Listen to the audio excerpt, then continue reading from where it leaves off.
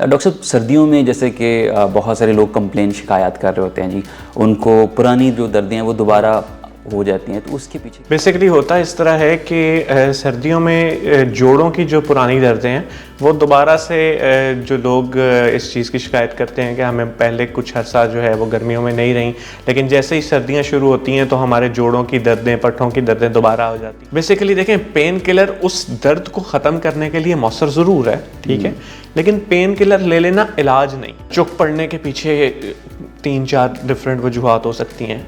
एक तो डाइटरी हो सकती है कि इलेक्ट्रोलाइट इम्बैलेंस जिन लोगों में होता है। जब भी आप किसी चीज़ की टेंशन लेते हैं, आप थोड़ा सा अपना पोस्चर जो है आपका ऑब्वियसली चेंज हो जाता है। आप अपने कंधे उचका लेते हैं, ठीक है, और जब आप इस पोस्चर में एक लंबे अरसे तक रहते हैं तो आपके पट्टे खींचना शुरू होते हैं। अस्सलाम वालेकुम नाज़रीन, QAS हेल्थ में आप सबको खुशामदीद। मैं डॉक्टर रनमाडा। नाज़रीन, एक अंदाजे के मुताबिक 1.5 बिलियन के करीब लोग जो है जिस्मानी दर्दों का शिकार हैं, और ये एक बहुत बड़ा मसला है क्योंकि हमारी हलचल बहुत कम होती जा रही है, मोबिलिटी की तरफ कम जाते हैं, और यकीनन लोग सुस्ती का शिकार हो चुके हैं। हमारी सेडेंटरी लाइफस्टाइल की वजह से नौजवान नस्ल भी इसका शिकार हो रही है। और इसके साथ साथ अगर देखा जाए तो हमारी कोशिश यही होती है कि हम बैठे बैठे जो वो हर काम निपटा लें। और जैसे कि सर्दियां हैं तो सर्दियों में लोग जो है वो घरों में रहने की तरजीह देते हैं, और वो ये भी सोचते हैं कि जी हम घर पे रह के फिट भी रहें, मेडिसिन का भी इस्तेमाल ना करें। तो इसका बेहतर हल जो वो फिज़ियोथेरेपी है, फिज़ियोथेरेपी की तरफ लोग दिन ब दिन जा रहे हैं, और फिज़ियोथेरेपी की वजह से बहुत सारी दर्दों में आपको रिलीफ मिलता है। फिज़ियोथेरेपी के हवाले से आज के इस सेशन में ये भी जानेंगे कि फ़िज़ियोथेरेपी कितनी इम्पोर्टेंट है और इससे दर्दें कैसे कम की जा सकती हैं। तो इस वाले से आज के जो हमारे गेस्ट हैं डॉक्टर मसूद बिन आबिर, जो कि घुर्की हॉस्पिटल में बैठते हैं, और इसके अलावा उनकी बहुत सारी स्पेशलिटी हैं स्पोर्ट्स इंजरीज़ में भी, तो उनको आज वेलकम करते हैं। अस्सलाम वालेकुम सर, कैसे हैं? वालेकुम अस्सलाम। आपको इस QAS हेल्थ में वेलकम करते हैं। Thank you. और आपने टाइम दिया। डॉक्टर साहब, सर्दियों में जैसे कि बहुत सारे लोग कंप्लेन शिकायत कर रहे होते हैं जी, उनको पुरानी जो दर्दें हैं वो दोबारा हो जाती हैं, तो उसके पीछे क्या वजूहत है? बेसिकली होता इस तरह है कि सर्दियों में जोड़ों की जो पुरानी दर्दें हैं वो दोबारा से जो लोग इस चीज़ की शिकायत करते हैं कि हमें पहले कुछ अर्सा जो है वो गर्मियों में नहीं रही, लेकिन जैसे ही सर्दियां शुरू होती हैं तो हमारे जोड़ों की दर्दें, पट्ठों की दर्दें दोबारा हो जाती हैं। उसकी रीज़न ये है कि सर्दी की वजह से जो आपके जॉइंट कैप्सूल्स होते हैं वो सिकुड़ते हैं। तो जिन लोगों के अंदर पहले से टेंडन्स के कुछ इश्यूज होते हैं, क्योंकि गर्मी की वजह से टेंडन कुछ रिलैक्स होता है, पट्टे कुछ रिलैक्स होते हैं, और जैसी सर्दियां आती हैं तो वो पट्टे खिंचाव का शिकार होते हैं। जब वो पट्टे खिंचाव का शिकार होते हैं तो क्योंकि उस खिंचाव की वजह से वहाँ पे एक टेंशन क्रिएट होती है, तो उनको वो जो पुरानी दर्दें हैं जो वो दोबारा से एक दफ़ा वापस महसूस होने शुरू हो जाती हैं। डॉक्टर साहब, ये भी कहा जाता है कि बहुत सालों पुरानी जो दर्दें हैं वो दोबारा हर साल फिर से होना शुरू हो जाती है। बिल्कुल, उसके पीछे भी यही वजह? बिल्कुल यही वजूहत है उसके पीछे भी। डॉक्टर साहब, ये भी बताइएगा कि सर्दियों में बहुत सारे लोग जो है वो सेडेंटरी लाइफस्टाइल की तरफ जाते हैं, उनकी नॉर्मल रूटीन से हट के वो आरामदा ज़िंदगी गुजारने की तरफ तरजीह देते हैं। तो बहुत सारे लोग जो वो कमर दर्द का शिकार हो जाते हैं, स्पेशली ख़वातीन वो कमर का दर्द का शिकार हो जाती हैं, झुक के काम नहीं कर पाती। तो उसके पीछे क्या वजूहत है? बेसिकली होता इस तरह है कि आपने सेडेंटरी लाइफस्टाइल का जिक्र किया है, तो इसका ताल्लुक सर्दी या गर्मी से तो नहीं होता, ठीक है।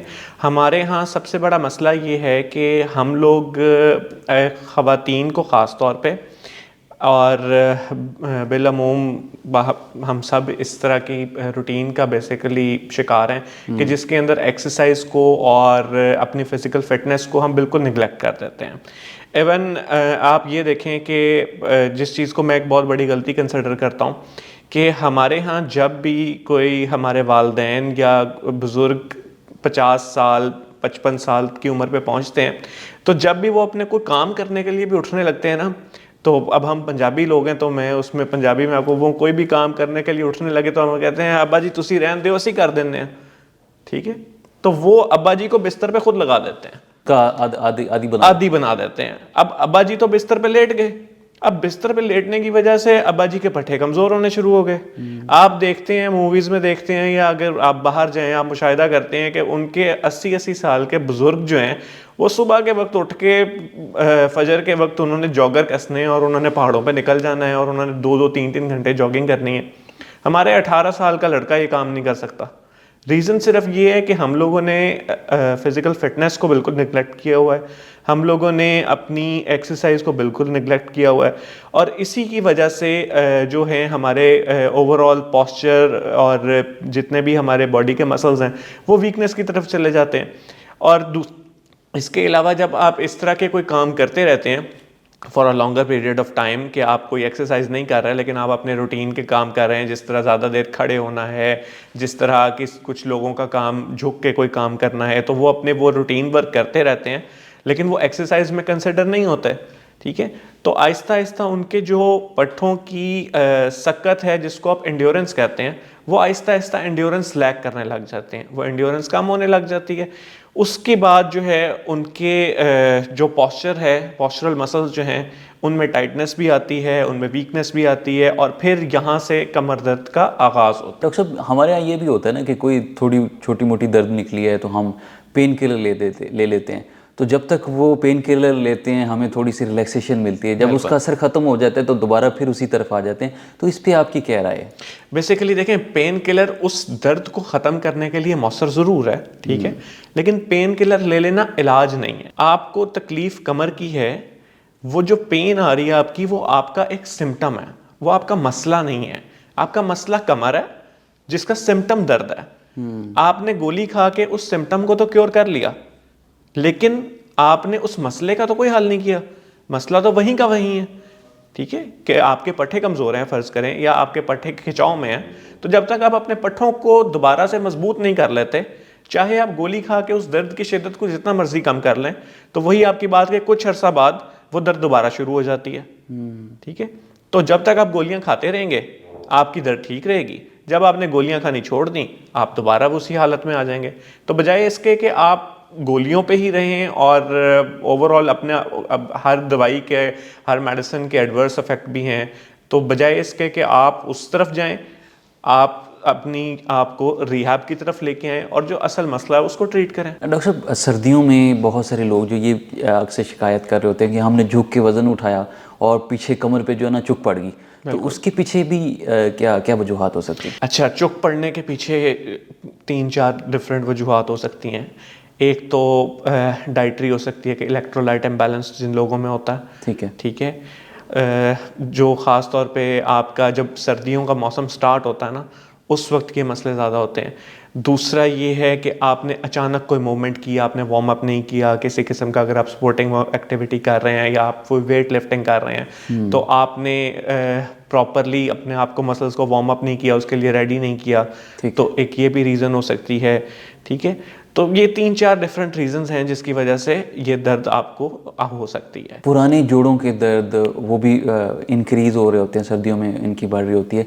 अक्सर हम ये भी देखते हैं कि बहुत सारे लोग जो वो कंधे में वो शिकायत कर रहे होते हैं जी, कंधे में दर्द होना शुरू हो गई है, रात को सोता हूँ तो वो सोया नहीं जाता, सुकून की नींद नहीं आती। तो इस पर आपकी क्या राय है, आप क्या कहते हैं? अच्छा, ये जो कंधों का खिंचाव है ना, इसकी मोस्ट कॉमन जो रीज़न हमने अपने मुशाहिदे में देखते हैं रोज़मर्रा में, जो हमारे पास पेशेंट्स आते हैं जिनका कोई किसी किस्म की, जिनको चोट नहीं लगी होती, जिनका कोई पीछे को पैथोलॉजी नहीं होती, लेकिन उनको वैसे ही अपने गर्दन के पट्ठों में अकड़ाव महसूस होता है, एक इसकी मेन रीज़न जो है वो परेशानी है, टेंशन है।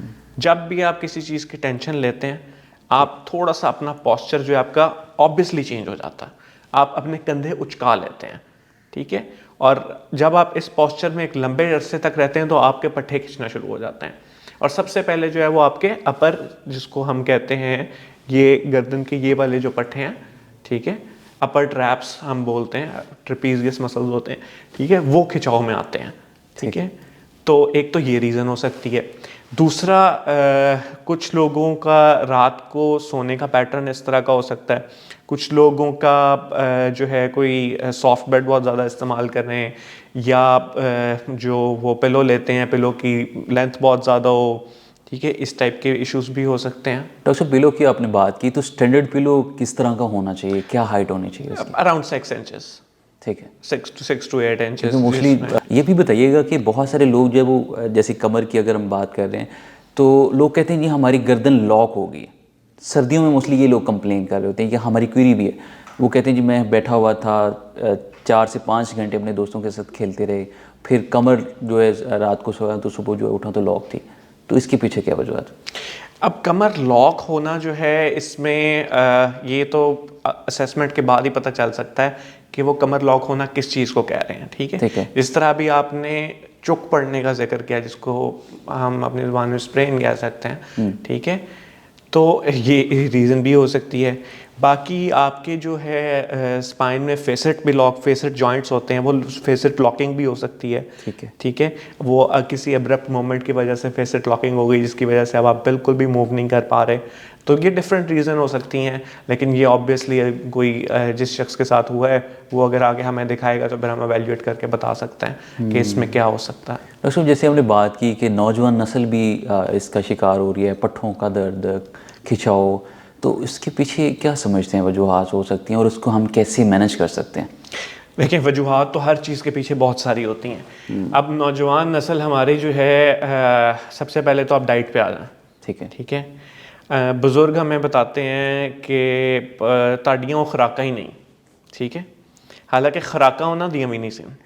ठीक है, तो बेसिकली वो लोग जो खाते थे वो ज़्यादा फैटी फूड खाते थे। ठीक है, लेकिन उसके साथ साथ वो फूड हेल्दी भी था।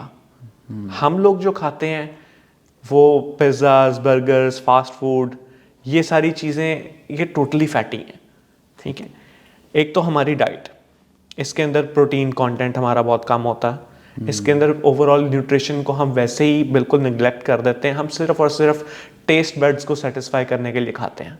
ठीक है, इवन आप देख लें कि 95% हमारे जितनी भी आबादी है ना, उसमें कोई भी शख्स आपको इस तरह का नहीं मिलेगा जो कहे कि मैं सिर्फ फिटनेस के लिए खाता हूँ या मैं कोई डाइट कंट्रोल। हमारे यहाँ लोग डाइटिंग उस वक्त करते हैं जो तो कम निकल जाता है। ठीक है, सही। तो वो उसके अलावा अगर आप जैसा या मेरे जैसा कोई बंदा किसी को कहे ना वो कुछ 4 चीनी के चम्मच डाल के दे रहा हो, तो वो कहें कि यार ना डालो, मैं डाइट कर रहा हूँ, तो वो आगे से हंसते हैं कि तुम्हें क्या ज़रूरत है डाइट करने की, तुम तो फिट हो। तो हाँ, हमारे यहाँ डाइट का कॉन्सेप्ट ये है कि जब आपका पेट आपसे कम से कम 4 फरलांग आगे हो तो उस वक्त आप डाइट शुरू करें। सही। ठीक है, तो दूसरा ये बात है कि हमारी डाइट के बाद जो आ जाता है वो आपका फिजिकल एक्टिविटीज़ हैं। ठीक है, जो हमने अपना जिस तरह का रूटीन बनाई हुई है नौजवानों की कि हमने उठना है, स्कूल, कॉलेज, यूनिवर्सिटीज़, वहाँ से निकलना है, फिर हमने कुछ देर दोस्तों के साथ या ज़्यादा से ज़्यादा लेयर एक्टिविटीज़ हमारी, किसी की मूवीज़ देखने चले गए या कोई हैंग आउट वगैरह कर लिया, इसमें फ़िटनेस का कहीं पे भी टाइम नहीं है। ठीक है, सबसे पहले सेहत है तो ही सब कुछ है। तो सबसे पहले अपनी सेहत पे तवज्जो दें, सबसे पहले अपने आप पे तवज्जो दें, अपने फिजिकल एक्टिविटीज़ पे तवज्जो दें, अपने फिजिकल फिटनेस पे तवज्जो दें। उसके बाद इंशाल्लाह ताला बाकी सारी चीज़ें भी करते रहें। मैं मना नहीं करता, ऑब्वियसली ये सारी चीज़ें जो हैं, ये फास्ट फूड जो है ये हमें भी अच्छी लगती है, हम भी खाते हैं, लेकिन हर चीज़ में इत्तदाल जो है वही इंसान को जो है वो कामयाब रखता। सर, फिज़िकल फिटनेस की बात की तो हमारे स्पोर्ट्समैन की अगर हम बात करें तो उनकी सबसे पहली प्रायोरिटी ये होती है कि हम फिट ही रहें। अगर उनको क्रिकेट खेलनी है या बैडमिंटन या फुटबॉल किसी भी स्पोर्ट्स में अगर कर रहे हैं, तो वो जब इंजर्ड होते हैं तो उनकी इंजरी बड़ी प्रोलॉन्ग चली जाती है, तो उस पर आप क्या कहते हैं? सर, सबसे पहले तो ये है कि हमारे यहाँ अभी भी ना 1980s के ऑर्थोडॉक्स तरीके चल रहे हैं स्पोर्ट्स में। ठीक है, हम लोग स्पोर्ट्स में भी हमारा ये रुझान है कि हम लोग उस वक्त तवज्जो देते हैं जब इंजरी हो जाती है। ठीक है, इंजरी होने से पहले एक इंजरी प्रिवेंशन प्रोग्राम होता है। हर स्पोर्ट्स की एक स्पेसिफिक डिमांड है, हर स्पोर्ट्स की एक स्पेसिफिक टाइप ऑफ इंजरीज हैं जो कि बहुत कॉमन है उसमें। ठीक है, ये इंजरीज होने से पहले प्रिवेंट की जा सकती हैं। ठीक है, अब आपको पता है कि किसी खेल के अंदर कौन सा जॉइंट, कौन सा मसल बहुत ज़्यादा ओवर यूज़ हो रहा है, उस मसल को अगर आप फोकस करें और उसको आप इस काबिल बनाएं कि वो इतना स्ट्रेंथन हो जाए पहले ही कि वहाँ पे इंजरी के चांसेस कम हो जाए। ठीक है, और ऑब्वियसली कॉन्टैक्ट स्पोर्ट्स में इंजरीज हो जाती हैं। ठीक है, लेकिन पहले आप देखें कि उसको आप प्रिवेंशन की तरफ लेके जाएं। अगर प्रिवेंशन के बावजूद भी कोई इंजरी हो जाती है तो फिर उसको प्रॉपरली रिहैबिलिटेशन का एक टाइम पीरियड होता है, और रिहैबिलिटेशन का टाइम पीरियड पूरा करना बहुत ज़रूरी है। बेशक वो किसी इंजरी में 9 महीने भी होता है, जिस तरह हमारे ACL की इंजरीज़ हैं PCL की इंजरीज़ हैं, इसके अंदर रिहैबिलिटेशन जो है वो तकरीबन 9 महीने से 1 साल ले जाती है, जिसके बाद कोई भी प्लेयर जो है वो दोबारा ग्राउंड में आ सकता है। तो कुछ लोग इस तरह करते हैं कि वो समझते हैं कि हम तो बेहतरीन हो गए हैं, तो वो चौथे महीने में चले जाते हैं, फिर खुदा न खास्ता दोबारा इंजरी हो जाती है। तो एक पूरा प्रोसेस है जिसको पूरा करना पड़ता है। सही, डॉक्टर साहब बहुत शुक्रिया जी। नाज़रीन, हमारे साथ मौजूद थे डॉक्टर मुसब्बिन आमिर, घुर्की हॉस्पिटल से अपनी कीमती आरा से हमें आगाह कर रहे थे। उम्मीद करते हैं आज का शो आपके लिए बहुत मुफीद साबित होगा। अपने मेज़बान डॉक्टर यार माडा को इजाज़त दीजिए। अल्लाह निगहबान।